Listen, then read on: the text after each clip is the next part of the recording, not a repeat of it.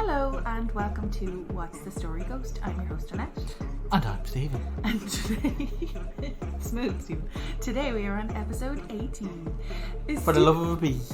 Oh, sorry, I forgot to let you do your thing. Yeah, go 18. A lovely bee. Okay, we are going to Florida. I thought you were going to say we're going to falafel. We crack on? Crack on.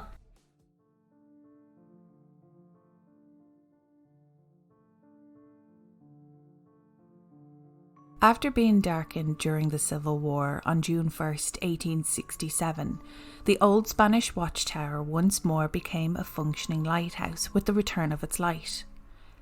You see, in 1864, during the American Civil War on Anastasia Island, the lighthouse became a point of contention between Confederate sympathizers and the Union. The crafty Confederates stole the lenses and the clockwork mechanism. This small action had profound ramifications on from the war. It blocked the trade route and sent shockwaves through Lincoln's plans for victories. St Augustine was seized peacefully by a gunboat, and after some inventive interrogation techniques, the location of the stolen lenses and clockwork mechanism was revealed. But returning to the story, it soon became clear that the structure would soon lose the battle with Mother Nature as the sea continued to erode the land around the lighthouse.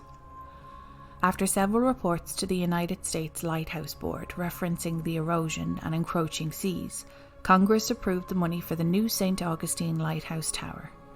The construction of the tower began in 1871, but what was supposed to be a benefit to public transportation and safety soon turned to tragedy.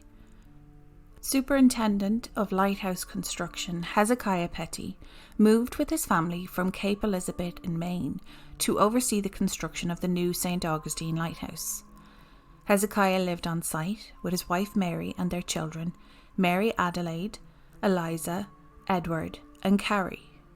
Because Hezekiah brought his children to the site with him, they did as children do. The Petty children turned the construction site into a playground, inviting the children of the other workers into their fun. By 1873, only the foundation and 42 feet of the 165-foot tower were completed. A railway cart moved the supplies from supply ships docked at Salt Run to the building site. Riding the cart down to the water was a favourite pastime of the Petty children. They used the cart as a Victorian-era roller coaster, riding the cart to the water and bringing it back up to the site to ride again. Only a wooden board at the end of the rail stopped the cart from tipping over into the water. On July 10th, 1873, the three Petty sisters, Mary, 15, Eliza, 13, and Carrie, aged 4, along with an unknown African-American girl aged 10, whose father possibly worked on the site, were riding the cart as normal. The wooden board that stopped the cart from going into the water was not in place. The cart carrying the girls flipped into the water, trapping the girls underneath. Mr. Dan Sessions, a young African-American worker, witnessed the tragic event and raced to the water. When he reached the cart using all his strength, he lifted it from atop the girls. By this time, 3 of the 4 girls had drowned. The only survivor was the youngest, Carrie. In the days after the accident, the construction site, as well as the town, shut down for the funeral of the girls. Following the funeral, the Petty family returned to Maine to lay their children to rest in their hometown. It's not known where the young African-American girl was buried. In fact, some newspaper reports failed to even mention her. In the 145 years since the accident, strange occurrences have been repeatedly attributed to the spirits of the girls. The grown children of the lighthouse keepers have reported back to the St Augustine Lighthouse and Maritime Museum and told them stories of the home being a terrific place for Halloween parties and for telling ghost stories. So by offering the Dark of the Moon tours, the museum is proudly able to carry on that family tradition. Here are some of their stories. One story involves a relief lighthouse keeper living in the home from the 1950s who reported hearing footsteps upstairs. He went to investigate, but no one was up there. The head keeper at the time was James Pippin. He served from 1953 to 1955 and was the last keeper to live at the lighthouse station. Pippin initially lived in the keeper's house, as all the previous keepers had done, but he moved to the much smaller 1941 Coastal Lookout building, swearing that the big house was haunted and he would not stay another night in it. In 1955, the lighthouse lamp was fully automated, and the United States Coast Guard replaced lighthouse keepers with a position called lamplighter. The local lamplighter had all the duties of a lighthouse keeper, but did not live on site. As a result, the keeper's house was rented for a time. A local man who crafted leather goods rented the property during the 1960s. He tells the story of waking up one night with a small girl standing by his bed. As he blinked his eyes to look at her, she disappeared. In 1970, after standing empty for many years, the keeper's house burned under mysterious circumstances, gutting the home and leaving only the coquina basement and a few charred timbers. St John's County purchased a shell of the building with the intention of demolishing it for safety reasons. However, 16 women in an all-volunteer Junior Service League of St Augustine stepped in, raising $1.2 million over the next 15 years to restore and renovate the keeper's house, lighthouse tower, and the original Fresnel lens, a feat never before accomplished.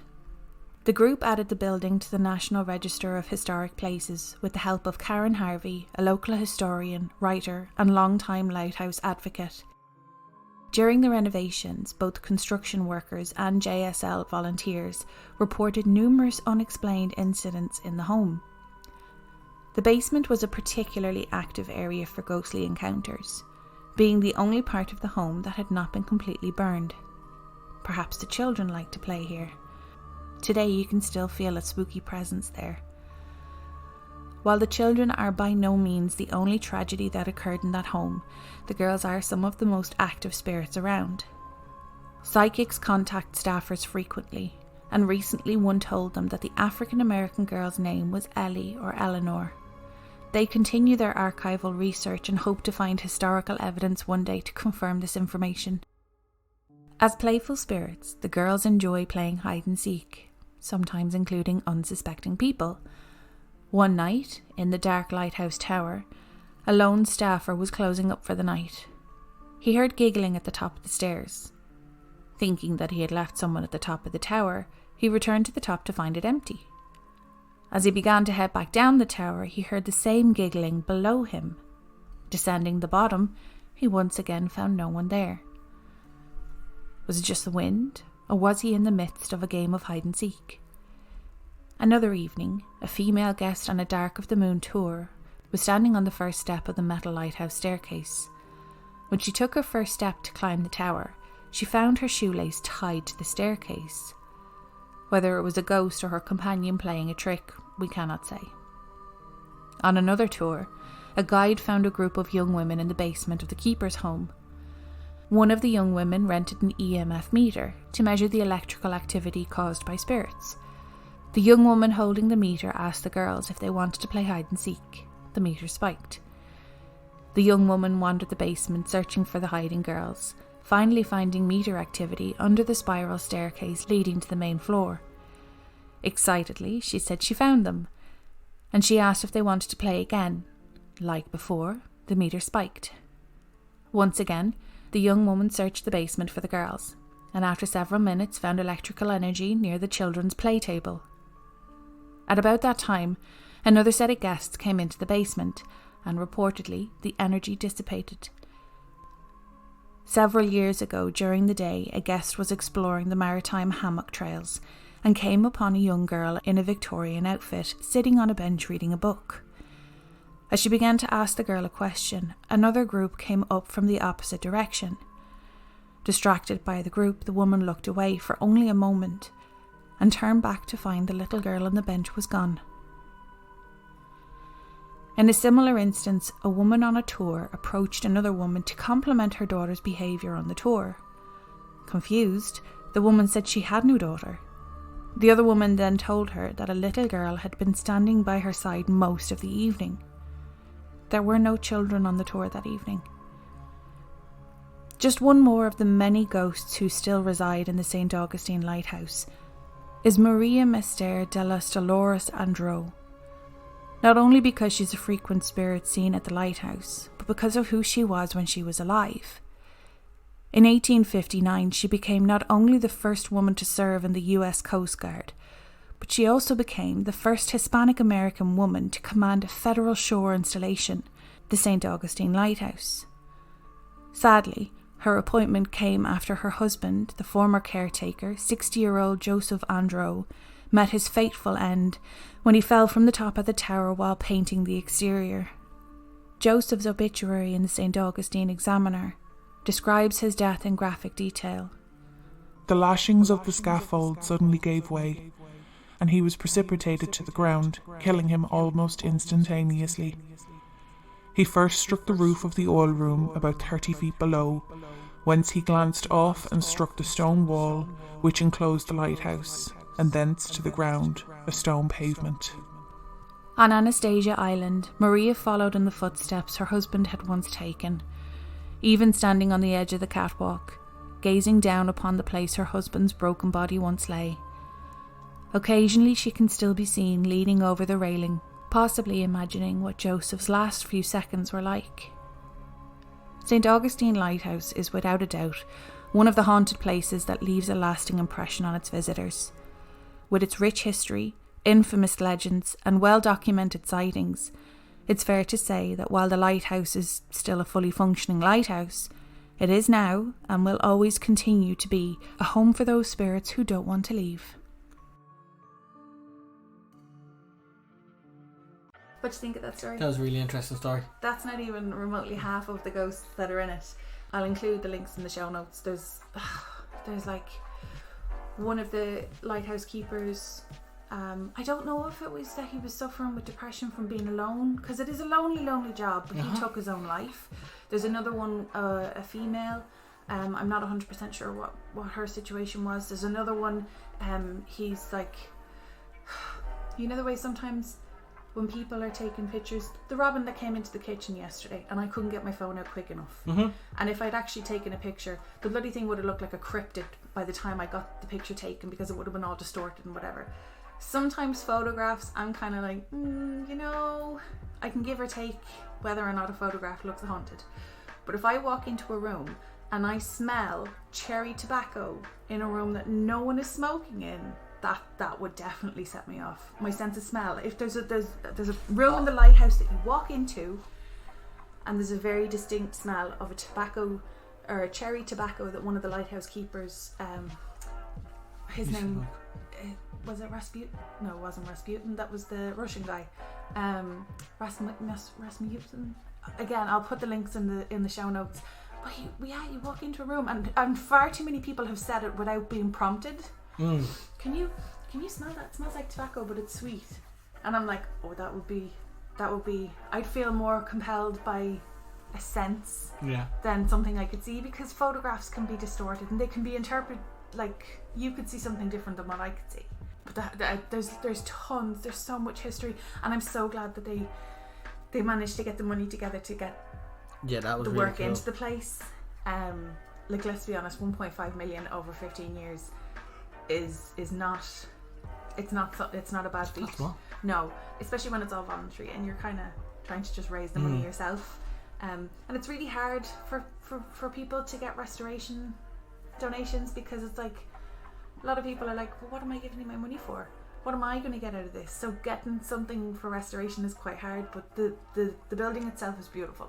It doesn't look like a normal lighthouse setting because it's in quite a built up area now. Anastasia Island would be like really green, have loads of nice houses. So it looks weird. It looks like it belongs on the side of a cliff. To me, lighthouses are at the side of cliffs, like the Flannan and I don't even think I said that right. Like the Flannan Isles. Remember the first lighthouse that we covered? No, yeah. That thing looked like something from Harry Potter on the side of a cliff, getting smashed out of it by waves. So it's very pretty, and I'm so glad they've managed to restore it. Plus, the lighthouse keeper's house is huge. Oh yeah. It's pretty big. I'll show you some pictures. Please do. See, isn't it pretty?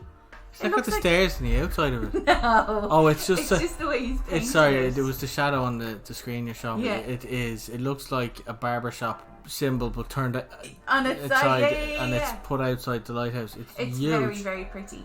Now, to be fair, this is 500 meters away from where the original lighthouse was. Okay. Because the original lighthouse literally fell into the water. Oh. They were like, "Hi, can we have some money to restore this?" And then by the time everything got sorted, it was like, actually, it's fallen into the side of the sea. Now, it was only a watchtower at the beginning because it was built mid 1800s, but the watchtower was there from the 1500s, and it was never meant to be a lighthouse. It was just meant to be, okay, so we got raided there a couple of weeks ago. How about we get somebody up real high so we can see if any of our enemy ships are coming? Yeah. So the original lighthouse was 500 meters away, but it's all part of the same lands now. I want to see if I can get one of the house. Who's that guy? This guy catches loads of people out because they always think that there's somebody up there, but he's just a random ghost who hangs around the stairwell. You're downstairs, he's upstairs. You go upstairs, he's not there. You go back downstairs. He spooks a lot of people. He's me spooked. Let me see. I got real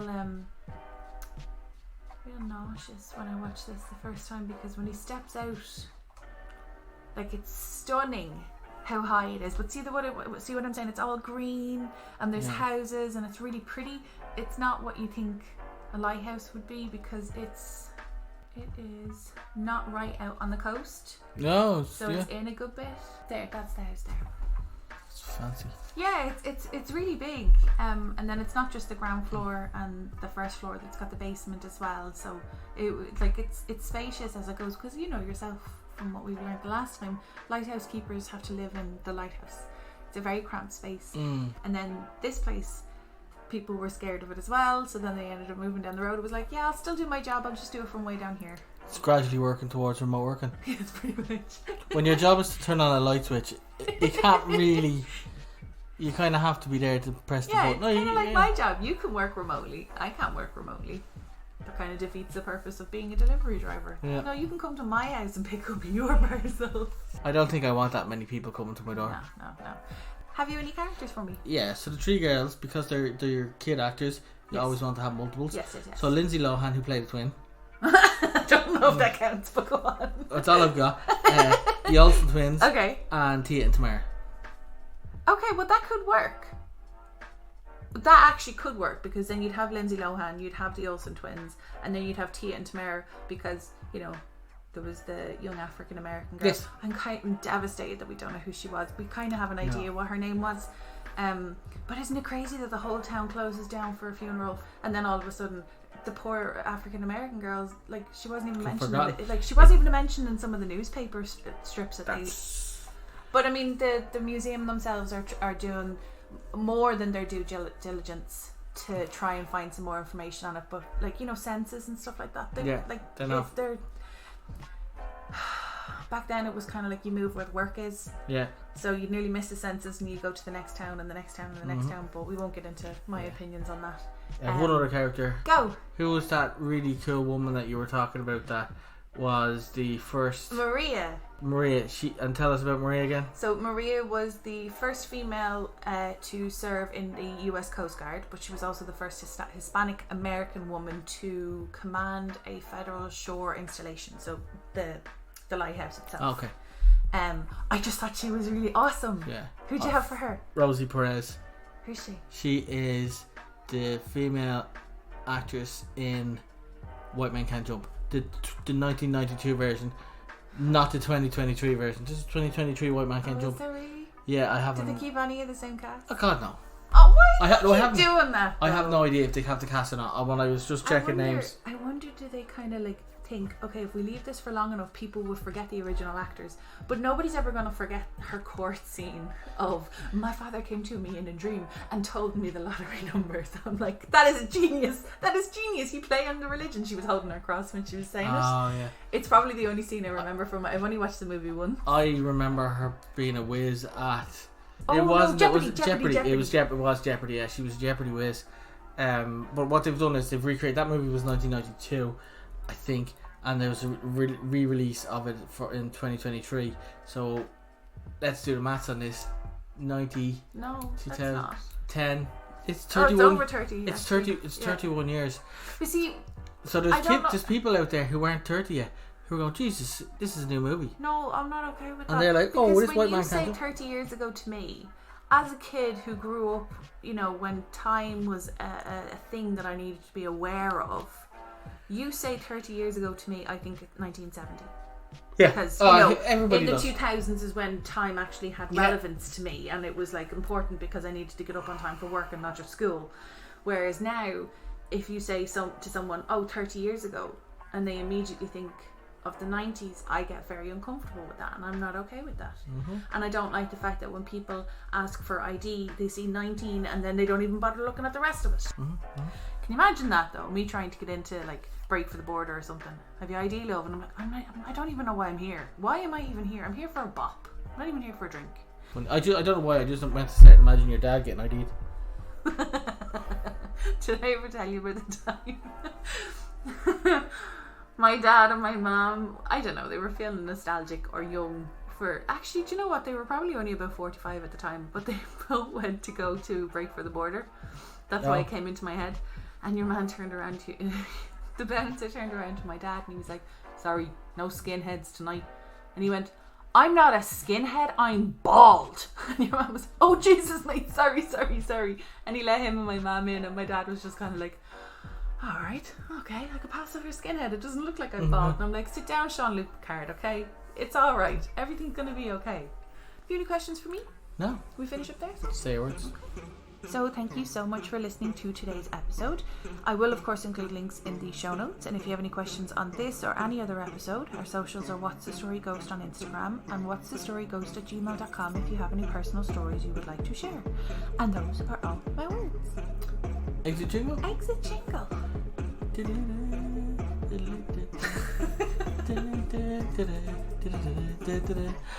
Bye.